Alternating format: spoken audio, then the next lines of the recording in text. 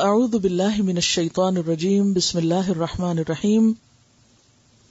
صدقہ فطر فرض ہے. صدقہ فطر کا مقصد روزے کی حالت میں سرزد ہونے والے گناہوں سے خود کو پاک کرنا ہے، کیونکہ صدقہ گناہوں کو صاف کرتا ہے. صدقہ فطر نماز عید سے قبل ادا کرنا چاہیے ورنہ عام صدقہ شمار ہوگا. صدقہ فطر کے مستحق وہی لوگ ہیں جو زکوٰۃ کے مستحق ہیں.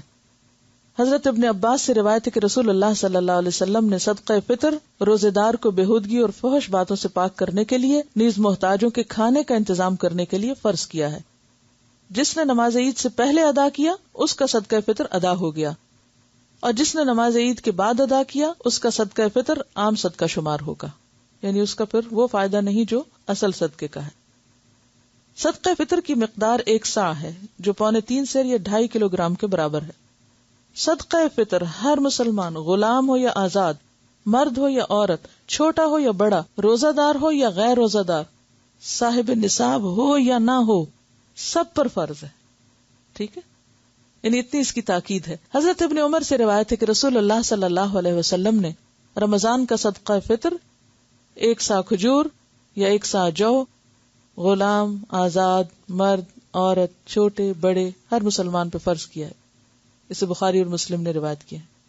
جو بچہ آخری روزے کو پیدا ہو اس کا بھی ہوگا، چاہے وہ 1 دن یا چند گھنٹے کا ہو.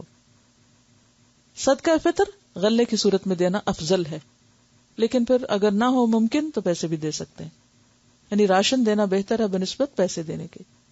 گیہوں، چاول، جو، کھجور، منقع یا پنیر میں سے جو چیز زیر استعمال ہو وہی دینی چاہیے، یعنی جو بھی کسی علاقے میں لوگ خود کھاتے ہوں جیسے اسٹیپل فوڈ کے طور پر یا عام غذا کے طور پر، اسی کو صدقہ کریں. عن ابی سعید رضی اللہ عنہ یقول كنا نخرج زکاة الفطر صاعا من طعام و صاعا من شعیر و صاعا من تمر و صاعا من اقط و صاعا من زبیب متفق علیہ. حضرت ابو سعید رضی اللہ عنہ فرماتے ہیں کہ ہم صدقہ فطر 1 صاع غلہ یا 1 صاع جو یا 1 صاع کھجور یا 1 صاع پنیر یا 1 صاع منقع دیا کرتے تھے. منقع کیا ہوتا ہے؟ انگور، ڈرائی انگور ہوتے ہیں نا جو بڑے والے. اسے بخاری اور مسلم نے روایت کیا ہے.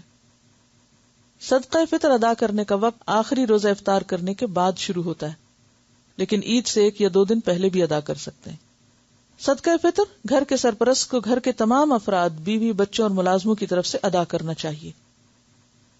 حضرت نافع سے روایت ہے کہ ابن عمر گھر کے چھوٹے بڑے تمام افراد کی طرف سے صدقہ فطر دے دیتے تھے، یعنی اگر آپ کے ہسبینڈ اگر آپ کا بھی دے دیں تو بہت اچھی بات ہے، حتیٰ کہ میرے بیٹوں کی طرف سے بھی دے دیتے تھے. اور ابن عمر ان لوگوں کو دیتے تھے جو قبول کرتے، اور عید الفطر سے 1 یا 2 دن پہلے دے دیتے تھے. وہ کیوں؟ تاکہ جو ضرورت مند لوگ ہیں وہ اپنی ضرورت پوری کر سکیں اور اطمینان سے عید منا سکیں. شوہر اور بیوی دونوں ملازمت کرتے ہیں تو صدقہ فطر کون دے؟ دونوں میں سے جو چاہے دے، لیکن کوئی ایک ضرور دے دے. کوئی بھی دے سکتا ہے، اس کا ملازمت سے کوئی تعلق نہیں ہے. ٹھیک ہے. السلام علیکم ورحمۃ اللہ وبرکاتہ.